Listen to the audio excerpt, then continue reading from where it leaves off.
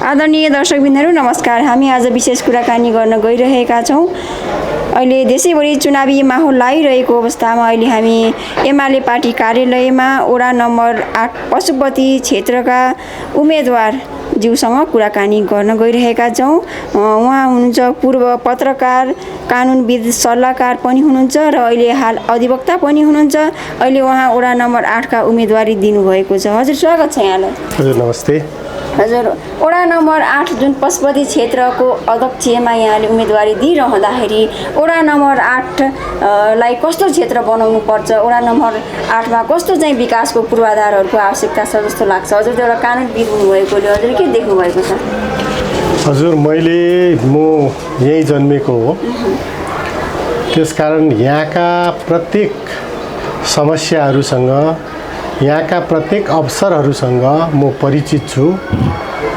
धेरै लामो समय मैले यस क्षेत्रमा एउटा समाजसेवीको रूपमा पनि बिताएको छु र कानुनी क्षेत्रमा पनि मैले यहाँका विभिन्न क्लबहरू, सङ्घ संस्थाहरूसँग म कानुनी सल्लाहकारको रूपमा रहेर काम गरिसकेको छु।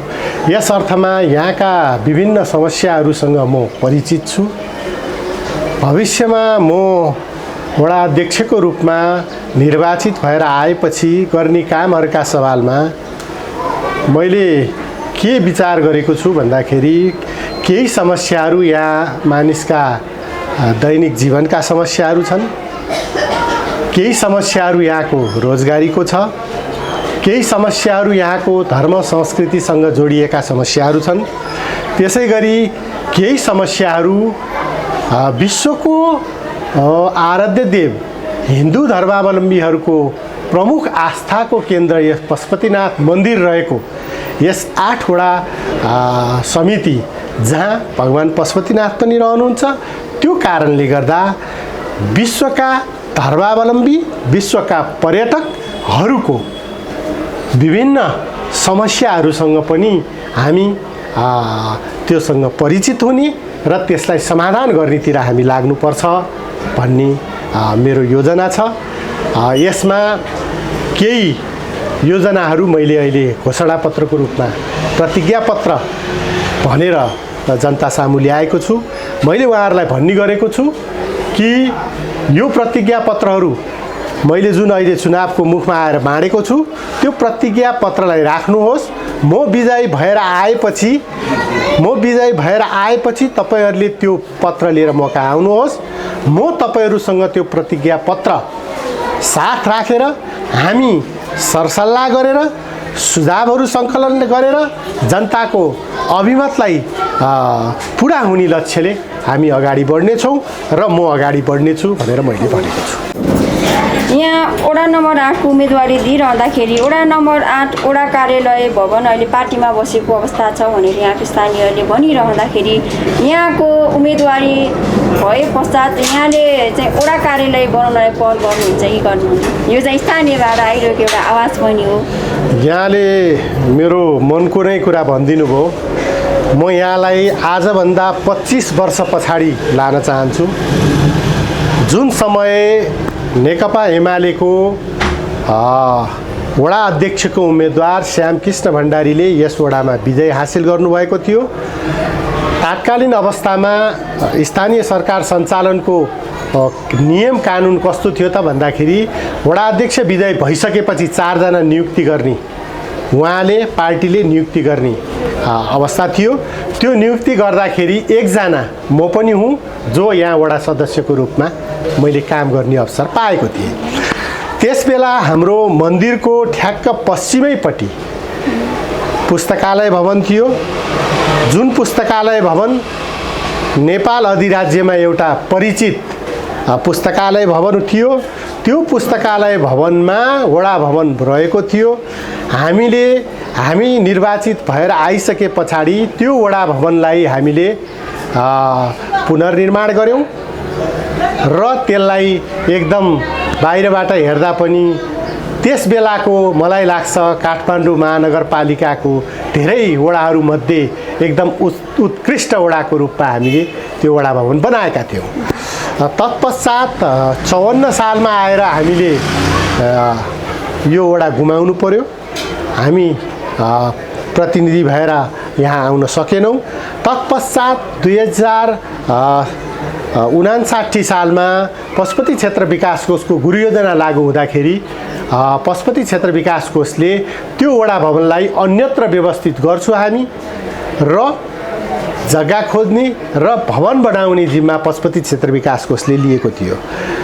हामी त्यो कुरामा विश्वस्त भयौँ। तर तपाईले अहिले भन्नुभयो यो साह्रै दुःखको कुरा, अहिलेसम्म पनि वडा भवन बनेको छैन। पशुपति क्षेत्र विकास कोषले जुन अधिग्रहण गरेर जुन निर्णय भएका थियो त्यो पशुपति क्षेत्र विकास कोषले लागू गर्न सकेन र त्यसबेला निर्वाचित प्रतिनिधिहरूले पनि त्यसलाई अगाडि बढाउन सक्नु भएन। यो साह्रै दुःखको कुरो हो। पशुपति क्षेत्र विकास कोषले अहिले वडा भवनलाई एउटा बाख्राको खोर भन्न पनि उपयुक्त नहुने किसिमको ढङ्गले त्यसलाई सञ्चालन गर्न दिइरहेको छ। यस बीचमा हाम्रो वडाबाट निर्वाचित हुनुहुने प्रतिनिधिहरूको पनि त्यति पहल रहेन वडा भवन बनाउने सवालमा। म यहाँहरूलाई के आश्वस्त पार्न चाहन्छु, के विश्वस्त पार्न चाहन्छु भने म निर्वाचित भएर आएपछि मेरो पहिलो प्राथमिकता भनेको वडा भवन निर्माण हुनेछ। किनभने त्यो वडा भवन भनेको वडावासीको घर हो। त्यो घर भनेको उहाँहरूको छत हो। उहाँहरूले त्यहीँ बसेर काम गर्नुपर्छ, त्यहाँबाट नै उहाँहरूले सेवा लिनुपर्छ। त्यसकारण वडा भवन मेरो पहिलो प्राथमिकता हुनेछ। हजुरले यी कुराहरू गरिरहँदाखेरि हामीले यहाँको जात्राहरू अब पर्वहरू यहाँ लागिरहने गर्दछ। यी चाहिँ पर्व जात्रा पर्व मेलाहरूमा चाहिँ ओडाबाट कुनै पनि सरसहयोग नआएको, ओडाले कुनै पनि यहाँको जात्रा पर्वहरूमा चाहिँ अलिकता चासो नदेखाएको हो कि भन्ने पनि स्थानीयहरूले गुनासो गरिरहनु भएको छ। कस्तो लाग्छ यहाँलाई? ओडाले चाहिँ यसमा चासो दिनुपर्ने हो अथवा नदिनुपर्ने हो? ओडाको दायित्व के छ? एउटा कुरो के भने पशुपति क्षेत्र भनेको एउटा धेरै ऐतिहासिक धार्मिक हिसाबले साह्रै महत्त्वपूर्ण क्षेत्र हो। यस क्षेत्रमा वर्षमा विभिन्न जात्रा पर्वहरू सञ्चालन हुन्छन्। ती जात्रा पर्वहरू सञ्चालन गर्ने विधि हाम्रा पुर्खाले साह्रै राम्रो ढङ्गले व्यवस्थित गर्नुभएको छ, जसलाई हामीले अहिले पछिल्लो समयमा त्यसलाई कार्यान्वयन गर्ने सवालमा, त्यसलाई अगाडि लिएर जाने सवालमा हाम्रा गल्ती कमजोरीले गर्दाखेरि ती धर्म संस्कृतिहरू मासिएर जाने अवस्थामा पुगेका छन्। अब यहाँ तपाईँले जुन प्रश्न उठाउनु भयो 8 वडाको भूमिका कस्तो रहनेछ भन्दाखेरि निश्चित रूपमा नगरपालिका अन्तर्गत 8 वडा कार्यालयले यहाँको धर्म संस्कृतिलाई जगेर्ना गर्न, त्यसलाई जीवन्त राख्न, विश्वमा त्यसलाई चिनाउन कुनै पनि कसर बाँकी राख्ने छैन। दोस्रो कुरा, यो पशुपति क्षेत्रमा पशुपति क्षेत्र विकास कोष ऐन 2042 अन्तर्गत पशुपति क्षेत्र विकास कोष क्रियाशील छ। उसका आफ्नै कार्यक्षेत्रहरू छन्। ती कार्यक्षेत्रमा उहाँहरूको पनि धर्म संस्कृतिसँग सम्बन्धित कुराहरू पर्दछन्। तेस्रो, गुठी संस्थान छ। गुठी संस्थान अन्तर्गत यहाँ विभिन्न जात्रा पर्वहरू सञ्चालन हुन्छन्। ती जात्रा पर्वहरू सञ्चालन गर्ने जिम्मा गुठी संस्थानको छ। अब यहाँ मैले यहाँनिर यो 3टा संस्थाहरूको कुरा उल्लेख गर्न चाहेको किन भन्दाखेरि यी 3टा संस्थाहरू आफआफ्नो नीति नियम अन्तर्गत क्रियाशील छन्।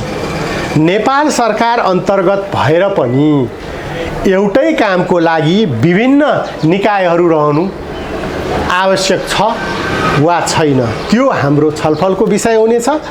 दोस्रो कुरा, तपाईको यो हामी स्थानीय निकाय बहुदलीय व्यवस्थामा, जनवादी व्यवस्थामा, जनतान्त्रिक व्यवस्थामा जनताको प्रतिनिधिले शासन गर्नु साह्रै महत्त्वपूर्ण हुन्छ। त्यसकारण हामी के चाहन्छौँ भन्दाखेरि यहाँका अन्य धार्मिक निकायहरू, धर्म संस्कृतिलाई जगेर्ना गर्ने निकायहरू पनि स्थानीय सरकार अन्तर्गत हुनुपर्छ। स्थानीय सरकार अन्तर्गत सञ्चालन हुँदा सरकारले गर्न खोजेको सरकारको लगानी एकद्वार प्रणाली अन्तर्गत हुन्छ र हामीले जहाँ खर्च गर्न चाहेका हौँ र जेको लागि खर्च गर्न चाहेका हौँ त्यो अर्थमा काम परिपूर्ण हुन मद्दत पुग्दछ भन्ने मलाई लाग्दछ। त्यसकारण एउटै कामको लागि धेरै तर्फबाट बजेट विनियोजित हुनु र सरकारको खर्च अनावश्यक कुरामा खर्च हुनुलाई जोगाउने तर्फ पनि हामीले काम गर्नुपर्छ भन्ने मलाई लाग्दछ। जस्तै अहिले पशुपति विकास कोषकै कर्मचारीहरूलाई नै पशुपति विकास कोषद्वारा नै उठाइएको हो कि पनि भन्ने अड्कलबाजी कतिपयले गरिरहनु भएको छ। पशुपति विकास कोषकै कर्मचारी व्यक्तिहरू नै उम्मेदवारी दिने हो भने भोलि उहाँहरूले त पशुपति विकास कोष अन्तर्गत काम गरेर हाम्रो ओडाको लागि हाम्रो यो टोलवासीको लागि विकास नगरिदिने हो कि भन्ने पनि यहाँका व्यक्तिहरूको चिन्ताको विषय भएको छ। यसमा हजुरको धारणा के छ? अलिकति प्रश्न गरिदिनु। यहाँले अहिले केही यहाँ बजारमा केही उठेका कुराहरूलाई तपाईँले प्रश्नको रूपमा समेट्न खोज्नुभयो। यहाँलाई धेरै धेरै धन्यवाद। यहाँले के कुरा बुझ्नु पर्दछ भने म यस क्षेत्रमा हाम्रो पार्टीद्वारा अघि सारिएका नीति तथा कार्यक्रमहरूलाई स्थानीय सरकार ऐन अन्तर्गत काम गर्नको लागि म यहाँ उम्मेदवार भएर आएको हो। मेरो विगतको इतिहास यहाँका जनतालाई खुल्ला किताब सरह प्रष्ट छ। किनभने मैले यो धेरै कुरा बताइराख्नु पर्दैन। म यो क्षेत्रमा पशुपति क्षेत्र विकास कोषमा म एकपटक सदस्यको रूपमा, सञ्चालक परिषद सदस्यको रूपमा नेकपा एमालेको तर्फबाट पार्टीले निर्णय गरेर म त्यहाँ गएको हुँ। 4 वर्ष मैले त्यहाँ पशुपति क्षेत्र विकास कोषमा रहँदाखेरि मैले 4 वर्ष यहाँका पशुपति क्षेत्रको विकास, यहाँका जनताको हक र अधिकारको लागि मैले आवाज उठाएँ। त्यसका प्रमाणहरू यहाँका भण्डारी, रैरकमी र स्थानीयहरू सबैलाई जगजाहेर छ। दोस्रो कुरा, म यहाँ 2 पटक कानुनी सल्लाहकारको रूपमा पशुपति क्षेत्र विकास कोषमा कार्यरत रहेँ। करारको रूपमा 2-2 वर्ष गरेर मैले 4 वर्ष काम गरेँ। त्यो मैले नेकपा एमालेको सरकार हुँदाखेरि नेकपा एमालेको संस्कृति तथा पर्यटन मन्त्री माननीय कृपासुर शेर्पाज्यू र तपाईको माननीय योगेश भट्टराईजी हुँदाखेरि पार्टीको आन्तरिक रूपमा हामीले छलफल गरेर पार्टीले मलाई त्यहाँ जानुपर्छ, तपाईले यस क्षेत्रको जनताको कामहरूलाई सहज सरल ढङ्गले काम गर्नुपर्छ भनेर मलाई उहाँहरूले मन्त्रीको अध्यक्षतामा बसेको बैठकले मलाई माननीय कृपासुर शेर्पा र माननीय योगेश भट्टराईजीको पालोमा म 2 पटक 2-2 वर्ष करारमा नियुक्त भएको हुँ। म पशुपति क्षेत्र विकास कोषको कर्मचारी होइन। यो अनावश्यक रूपमा केही साथीहरूले हल्ला उठाउनु भए पनि मलाई लाग्छ यहाँको जनताले मलाई जन्मेदेखि चिन्नु भएको छ। मेरो यहाँको मैले गरिरहेको, मैले सकेको जुन योगदान गरेको छु यो उहाँहरूलाई प्रष्ट छ। म के हुँ, मैले के गरिरहेको छु र मैले के गर्छु भन्ने कुरा यहाँका जनतालाई प्रश्न छ। मैले धेरै प्रश्न पारिराख्नुपर्ने अवस्था छैन। हजुर, हामी अन्त्यमा छौँ र यहाँले अब उम्मेदवारी दिइरहँदाखेरि यहाँका युवा वर्गहरूलाई कसरी समेट्नुहुन्छ? त्यसको लागि यहाँको चाहिँ भावी योजना के छ? युवाहरू भविष्यको तपाईको कर्णाधारहरू हुन्। युवाहरूको लागि भविष्यको कर्णाधार भन्नुभन्दा पनि अहिले पनि उहाँहरूको महत्त्व त्यति नै हुन्छ। किनभने युवा अवस्थामा उहाँहरूले जुन शिक्षा हासिल गर्नुहुन्छ त्यसले हाम्रो देशको भविष्यलाई त्यसले निर्धारण गर्छ। त्यसकारण युवाको साह्रै महत्त्व छ। युवाहरूलाई अहिले विशेषतः रोजगारीको सवाल, विशेषतः उहाँहरूको अध्ययनको सवाल, विशेषतः उहाँहरूको अध्ययन अनुभवको सवाल, यी 3टा कुरामा युवाहरूलाई अहिलेको जुन तपाईको जुन संसार छ, जगत छ, त्यसमा उहाँहरूलाई परिचित गराउने, उहाँहरूको शिक्षालाई व्यवस्थित गर्ने, रोजगारीमूलक शिक्षामा विशेष जोड दिने, तालिमहरूको व्यवस्थापन गर्ने, उहाँहरूको मनोरञ्जन, शारीरिक स्वास्थ्य, व्यायामको व्यवस्था गर्ने र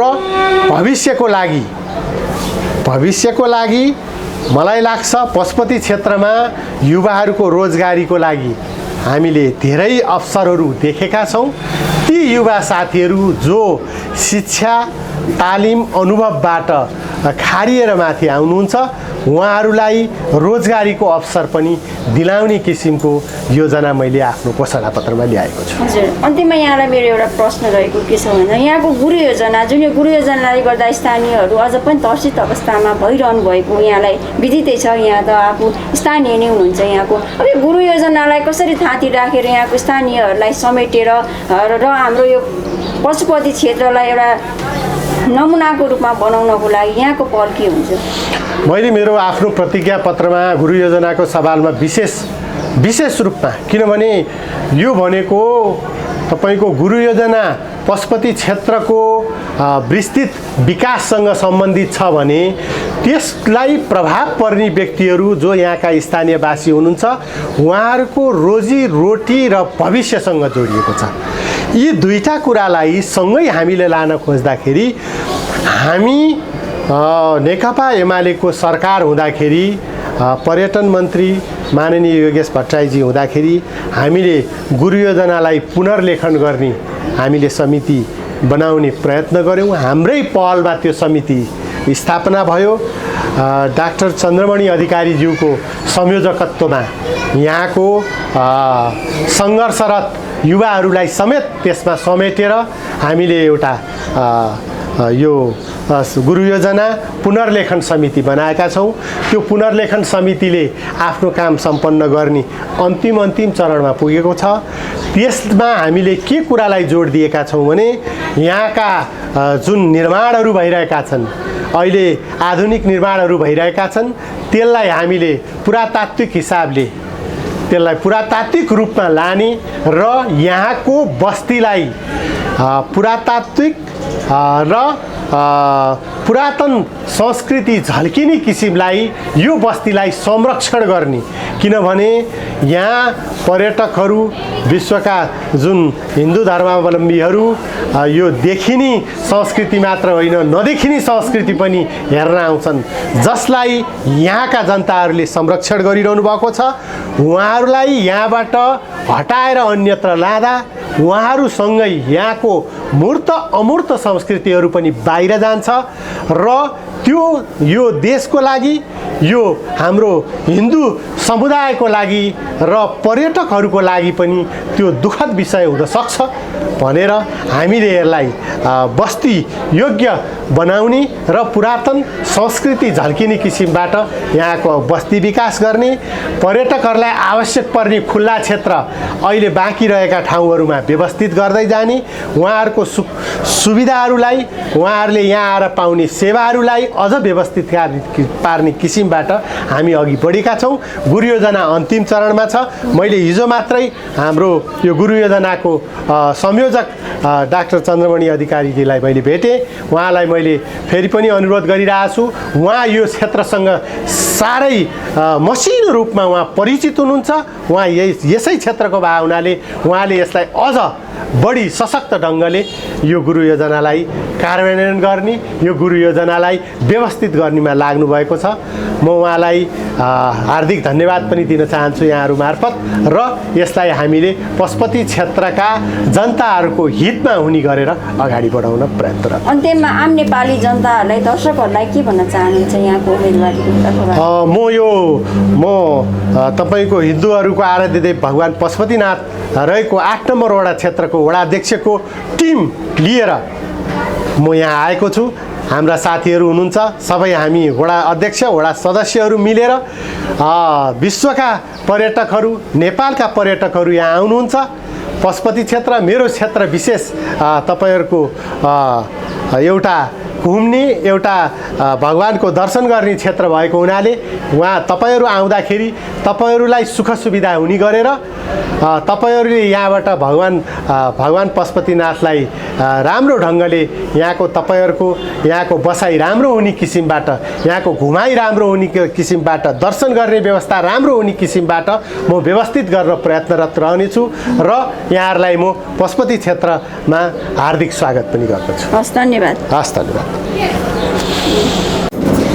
यहाँ वडा नम्बर 8 को उम्मेदवारी दिइरहँदाखेरि वडा नम्बर 8 वडा कार्यालय भवन अहिले पार्टीमा बसेको अवस्था छ भनेर यहाँको स्थानीयहरूले भनिरहँदाखेरि यहाँको उम्मेदवारी भए पश्चात यहाँले चाहिँ वडा कार्यालय बनाउनलाई पहल गर्नुहुन्छ कि गर्नुहुन्न? यो चाहिँ स्थानीयबाट आइरहेको एउटा आवाज पनि हो। यहाँले मेरो मनको नै कुरा भनिदिनु भयो। म यहाँलाई आजभन्दा 25 वर्ष पछाडि लान चाहन्छु। जुन समय नेकपा एमालेको वडा अध्यक्षको उम्मेदवार श्यामकृष्ण भण्डारीले यस वडामा विजय हासिल गर्नुभएको थियो। तात्कालीन अवस्थामा स्थानीय सरकार सञ्चालनको नियम कानुन कस्तो थियो त भन्दाखेरि वडा अध्यक्ष विजय भइसकेपछि 4 जना नियुक्ति गर्ने, उहाँले पार्टीले नियुक्ति गर्ने अवस्था थियो। त्यो नियुक्ति गर्दाखेरि 1 जना म पनि हुँ जो यहाँ वडा सदस्यको रूपमा मैले काम गर्ने अवसर पाएको थिएँ। त्यसबेला हाम्रो मन्दिरको ठ्याक्क पश्चिमैपट्टि पुस्तकालय भवन थियो, जुन पुस्तकालय भवन नेपाल अधिराज्यमा एउटा परिचित पुस्तकालय भवन थियो। त्यो पुस्तकालय भवनमा वडा भवन रहेको थियो। हामी निर्वाचित भएर आइसके पछाडि त्यो वडा भवनलाई हामीले पुनर्निर्माण गऱ्यौँ र त्यसलाई एकदम बाहिरबाट हेर्दा पनि त्यस बेलाको मलाई लाग्छ काठमाडौँ महानगरपालिकाको धेरै वडाहरूमध्ये एकदम उत्कृष्ट वडाको रूपमा हामीले त्यो वडा भवन बनाएका थियौँ। तत्पश्चात 54 सालमा आएर हामीले यो वडा गुमाउनु पर्यो। हामी प्रतिनिधि भएर यहाँ आउन सकेनौँ। तत्पश्चात 2059 सालमा पशुपति क्षेत्र विकास कोषको गुरु योजना लागू हुँदाखेरि पशुपति क्षेत्र विकास कोषले त्यो वडा भवनलाई अन्यत्र व्यवस्थित गर्छु हामी र जग्गा खोज्ने र भवन बनाउने जिम्मा पशुपति क्षेत्र विकास कोषले लिएको थियो। हामी त्यो कुरामा विश्वस्त भयौँ। तर तपाईले अहिले भन्नुभयो यो साह्रै दुःखको कुरा, अहिलेसम्म पनि वडा भवन बनेको छैन। पशुपति क्षेत्र विकास कोषले जुन अधिग्रहण गरेर जुन निर्णय भएका थियो त्यो पशुपति क्षेत्र विकास कोषले लागू गर्न सकेन र त्यसबेला निर्वाचित प्रतिनिधिहरूले पनि त्यसलाई अगाडि बढाउन सक्नु भएन। यो साह्रै दुःखको कुरो हो। पशुपति क्षेत्र विकास कोषले अहिले वडा भवनलाई एउटा बाख्राको खोर भन्न पनि उपयुक्त नहुने किसिमको ढङ्गले त्यसलाई सञ्चालन गर्न दिइरहेको छ। यस बीचमा हाम्रो वडाबाट निर्वाचित हुनुहुने प्रतिनिधिहरूको पनि त्यति पहल रहेन वडा भवन बनाउने सवालमा। म यहाँहरूलाई के आश्वस्त पार्न चाहन्छु, के विश्वस्त पार्न चाहन्छु भने म निर्वाचित भएर आएपछि मेरो पहिलो प्राथमिकता भनेको वडा भवन निर्माण हुनेछ।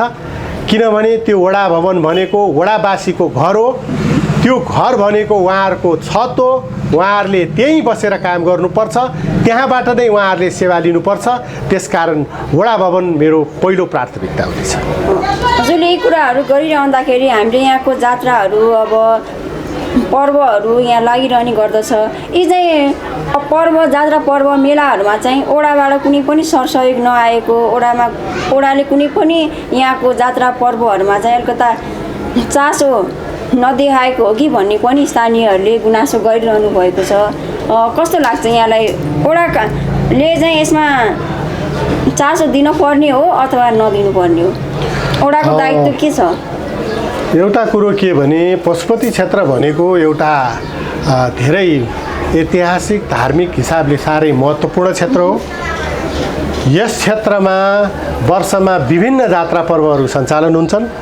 ती जात्रा पर्वहरू सञ्चालन गर्ने विधि हाम्रा पुर्खाले साह्रै राम्रो ढङ्गले व्यवस्थित गर्नुभएको छ, जसलाई हामीले अहिले पछिल्लो समयमा त्यसलाई कार्यान्वयन गर्ने सवालमा, त्यसलाई अगाडि लिएर जाने सवालमा हाम्रा गल्ती कमजोरीले गर्दाखेरि ती धर्म संस्कृतिहरू मासिएर जाने अवस्थामा पुगेका छन्। अब यहाँ तपाईँले जुन प्रश्न उठाउनु भयो 8 वडाको भूमिका कस्तो रहनेछ भन्दाखेरि निश्चित रूपमा नगरपालिका अन्तर्गत 8 वडा कार्यालयले यहाँको धर्म संस्कृतिलाई जगेर्ना गर्न, त्यसलाई जीवन्त राख्न, विश्वमा त्यसलाई चिनाउन कुनै पनि कसर बाँकी राख्ने छैन। दोस्रो कुरा, यो पशुपति क्षेत्रमा पशुपति क्षेत्र विकास कोष ऐन 2042 अन्तर्गत पशुपति क्षेत्र विकास कोष क्रियाशील छ। उसका आफ्नै कार्यक्षेत्रहरू छन्। ती कार्यक्षेत्रमा उहाँहरूको पनि धर्म संस्कृतिसँग सम्बन्धित कुराहरू पर्दछन्। तेस्रो, गुठी संस्थान छ। गुठी संस्थान अन्तर्गत यहाँ विभिन्न जात्रा पर्वहरू सञ्चालन हुन्छन्। ती जात्रा पर्वहरू सञ्चालन गर्ने जिम्मा गुठी संस्थानको छ।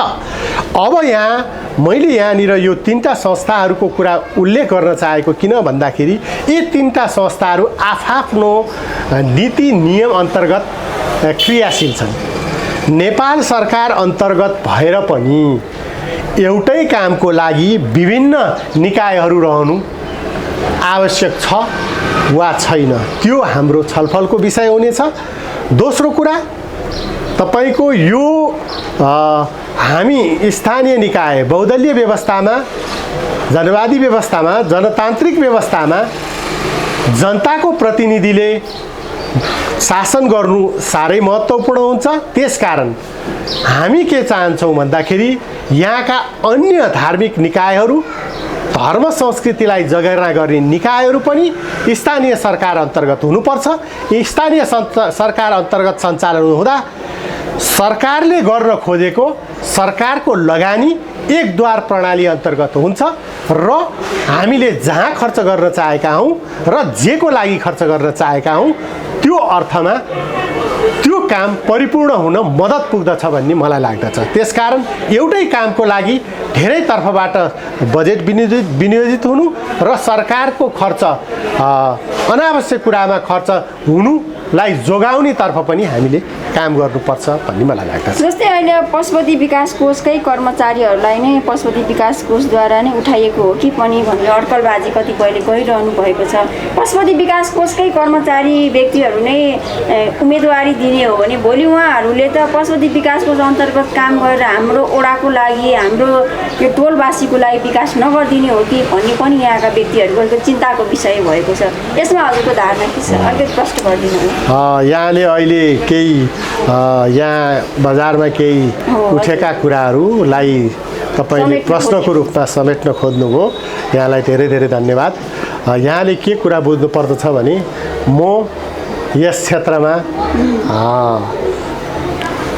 हाम्रो पार्टीद्वारा अघि सारिएका नीति तथा कार्यक्रमहरूलाई स्थानीय सरकार ऐन अन्तर्गत काम गर्नको लागि म यहाँ उम्मेदवार भएर आएको हो। मेरो विगतको इतिहास यहाँका जनतालाई खुल्ला किताब सरह प्रष्ट छ।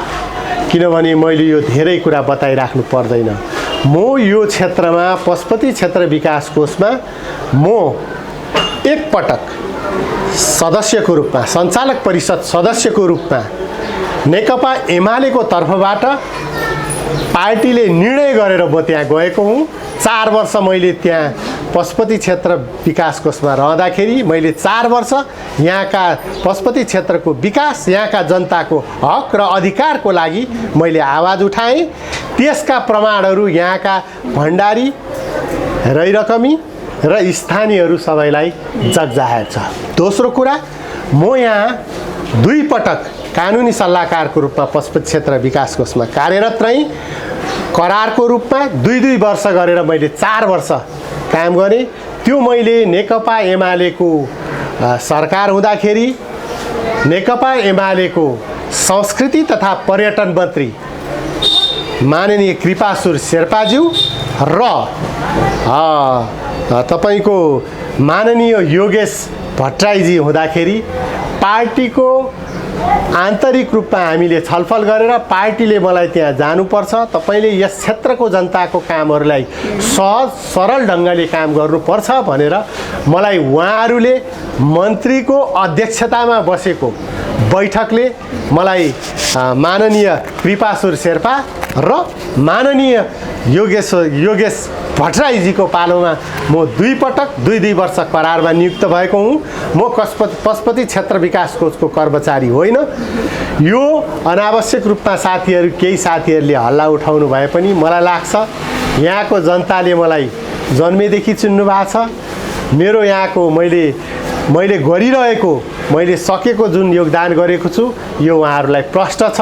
म के हुँ, मैले के गरिरहेको छु र मैले के गर्छु भन्ने कुरा यहाँका जनतालाई प्रश्न छ। मैले धेरै प्रश्न पारिराख्नुपर्ने अवस्था छैन। हजुर, हामी अन्त्यमा छौँ र यहाँले अब उम्मेदवारी दिइरहँदाखेरि यहाँका युवा वर्गहरूलाई कसरी समेट्नुहुन्छ, त्यसको लागि यहाँको चाहिने भावी योजना के छ? युवाहरू भविष्यको तपाईको कर्णाधारहरू हुन्। युवाहरूको लागि भविष्यको कर्णाधार भन्नुभन्दा पनि अहिले पनि उहाँहरूको महत्त्व त्यति नै हुन्छ। किनभने युवा अवस्थामा उहाँहरूले जुन शिक्षा हासिल गर्नुहुन्छ त्यसले हाम्रो देशको भविष्यलाई त्यसले निर्धारण गर्छ। त्यसकारण युवाको साह्रै महत्त्व छ। युवाहरूलाई अहिले विशेषतः रोजगारीको सवाल, विशेषतः उहाँहरूको अध्ययनको सवाल, विशेषतः उहाँहरूको अध्ययन अनुभवको सवाल, यी तीनटा कुरामा युवाहरूलाई अहिलेको जुन संसार छ, जगत छ, त्यसमा उहाँहरूलाई परिचित गराउने, उहाँहरूको शिक्षालाई व्यवस्थित गर्ने, रोजगारीमूलक शिक्षामा विशेष जोड दिने, तालिमहरूको व्यवस्थापन गर्ने, उहाँहरूको मनोरञ्जन, शारीरिक स्वास्थ्य, व्यायामको व्यवस्था गर्ने र भविष्यको लागि मलाई लाग्छ पशुपति क्षेत्रमा युवाहरूको रोजगारीको लागि हामीले धेरै अवसरहरू देखेका छौँ। ती युवा साथीहरू जो शिक्षा, तालिम, अनुभवबाट खारिएर माथि आउनुहुन्छ उहाँहरूलाई रोजगारीको अवसर पनि दिलाउने किसिमको योजना मैले आफ्नो घोषणापत्रमा ल्याएको छु। हजुर, अन्त्यमा यहाँलाई मेरो एउटा प्रश्न रहेको के छ भन्दा यहाँको गुरु योजना, जुन यो गुरु योजनाले गर्दा स्थानीयहरू अझ पनि त्रसित अवस्थामा भइरहनु भएको यहाँलाई विदितै छ। यहाँ त आफू स्थानीय नै हुनुहुन्छ यहाँको। अब यो गुरु योजनालाई कसरी थाती राखेर यहाँको स्थानीयहरूलाई समेटेर र हाम्रो यो पशुपति क्षेत्रलाई एउटा नमुनाको रूपमा बनाउनको लागि यहाँको पहल के हुन्छ? मैले मेरो आफ्नो प्रतिज्ञा पत्रमा गुरु योजनाको सवालमा विशेष रूपमा, किनभने यो भनेको तपाईको गुरु योजना पशुपति क्षेत्रको विस्तृत विकाससँग सम्बन्धित छ भने त्यसलाई प्रभाव पर्ने व्यक्तिहरू जो यहाँका स्थानीयवासी हुनुहुन्छ उहाँहरूको रोजीरोटी र भविष्यसँग जोडिएको छ। यी दुईटा कुरालाई सँगै हामीले लान खोज्दाखेरि हामी नेकपा एमालेको सरकार हुँदाखेरि पर्यटन मन्त्री माननीय योगेश भट्टराईजी हुँदाखेरि हामीले गुरु योजनालाई पुनर्लेखन गर्ने हामीले समिति बनाउने प्रयत्न गऱ्यौँ। हाम्रै पहलमा त्यो समिति स्थापना भयो। डाक्टर चन्द्रमणि अधिकारीज्यूको संयोजकत्वमा यहाँको सङ्घर्षरत युवाहरूलाई समेत त्यसमा समेटेर हामीले एउटा यो गुरु योजना पुनर्लेखन समिति बनाएका छौँ। त्यो पुनर्लेखन समितिले आफ्नो काम सम्पन्न गर्ने अन्तिम चरणमा पुगेको छ। त्यसमा हामीले के कुरालाई जोड दिएका छौँ भने यहाँका जुन निर्माणहरू भइरहेका छन्, अहिले आधुनिक निर्माणहरू भइरहेका छन्, त्यसलाई हामीले पुरातात्विक हिसाबले त्यसलाई पुरातात्विक रूपमा लाने र यहाँको बस्तीलाई पुरातात्विक र पुरातन संस्कृति झल्किने किसिमलाई यो बस्तीलाई संरक्षण गर्ने। किनभने यहाँ पर्यटकहरू, विश्वका जुन हिन्दू धर्मावलम्बीहरू यो देखिने संस्कृति मात्र होइन नदेखिने संस्कृति पनि हेर्न आउँछन्, जसलाई यहाँका जनताहरूले संरक्षण गरिरहनु भएको छ। उहाँहरूलाई यहाँबाट हटाएर अन्यत्र लाँदा उहाँहरूसँगै यहाँको मूर्त अमूर्त संस्कृतिहरू पनि बाहिर जान्छ र त्यो यो देशको लागि, यो हाम्रो हिन्दू समुदायको लागि र पर्यटकहरूको लागि पनि त्यो दुःखद विषय हुन सक्छ भनेर हामीले यसलाई बस्ती योग्य बनाउने र पुरातन संस्कृति झल्किने किसिमबाट यहाँको बस्ती विकास गर्ने, पर्यटकहरूलाई आवश्यक पर्ने खुल्ला क्षेत्र अहिले बाँकी रहेका ठाउँहरूमा व्यवस्थित गर्दै जाने, उहाँहरूको सुविधाहरूलाई, उहाँहरूले यहाँ आएर पाउने सेवाहरूलाई अझ व्यवस्थित पार्ने किसिमबाट हामी अघि बढेका छौँ। गुरु योजना अन्तिम चरणमा छ। मैले हिजो मात्रै हाम्रो यो गुरु योजनाको संयोजक डाक्टर चन्द्रमणि अधिकारीजीलाई मैले भेटेँ। उहाँलाई मैले फेरि पनि अनुरोध गरिरहेको छु। उहाँ यो क्षेत्रसँग साह्रै मसिनो रूपमा उहाँ परिचित हुनुहुन्छ। उहाँ यसै क्षेत्रको भए हुनाले उहाँले यसलाई अझ बढी सशक्त ढङ्गले यो गुरु योजनालाई कार्यान्वयन गर्ने, यो गुरु योजनालाई व्यवस्थित गर्नेमा लाग्नु भएको छ। म उहाँलाई हार्दिक धन्यवाद पनि दिन चाहन्छु यहाँहरू मार्फत, र यसलाई हामीले पशुपति क्षेत्रका जनताहरूको हितमा हुने गरेर अगाडि बढाउन प्रयत्नरत। अन्त्यमा आम नेपाली जनताहरूलाई, दर्शकहरूलाई के भन्न चाहनुहुन्छ यहाँको उम्मेदवारीको तर्फबाट? म तपाईँको हिन्दूहरूको आराध्य देव भगवान् पशुपतिनाथ रहेको 8 नम्बर वडा क्षेत्रको वडा अध्यक्षको टिम लिएर म यहाँ आएको छु। हाम्रा साथीहरू हुनुहुन्छ, सबै हामी वडा अध्यक्ष, वडा सदस्यहरू मिलेर विश्वका पर्यटकहरू, नेपालका पर्यटकहरू यहाँ आउनुहुन्छ। पशुपति क्षेत्र मेरो क्षेत्र विशेष तपाईँहरूको एउटा घुम्ने, एउटा भगवानको दर्शन गर्ने क्षेत्र भएको हुनाले उहाँ तपाईँहरू आउँदाखेरि तपाईँहरूलाई सुख सुविधा हुने गरेर तपाईँहरूले यहाँबाट भगवान पशुपतिनाथलाई राम्रो ढङ्गले यहाँको तपाईँहरूको यहाँको बसाइ राम्रो हुने किसिमबाट, यहाँको घुमाइ राम्रो हुने किसिमबाट, दर्शन गर्ने व्यवस्था राम्रो हुने किसिमबाट म व्यवस्थित गर्न प्रयत्नरत रहनेछु र यहाँहरूलाई म पशुपति क्षेत्रमा हार्दिक स्वागत पनि गर्दछु। हस्, धन्यवाद। हस्, धन्यवाद। म अहिले यो नेकपा एमालेको तर्फबाट सूर्य चिन्ह लिएर काठमाडौँ महानगरपालिका वडा नम्बर 8 पशुपति क्षेत्र रहेको वडा समितिमा वडा अध्यक्षको रूपमा म उमेश कुमार कुइकेल, महिला वडा सदस्यको रूपमा भगवती श्रेष्ठ भण्डारी, दलित महिला सदस्यको रूपमा कल्पना नेपाली, खुल्ला सदस्यको रूपमा अमन सङ्गत र रोहित देउला रहनुभएको छ। हाम्रो टिमलाई सूर्य चिन्हमा छाप लगाएर विजय तुल्याउनुहुन्छ भन्ने मैले आशा लिएको छु।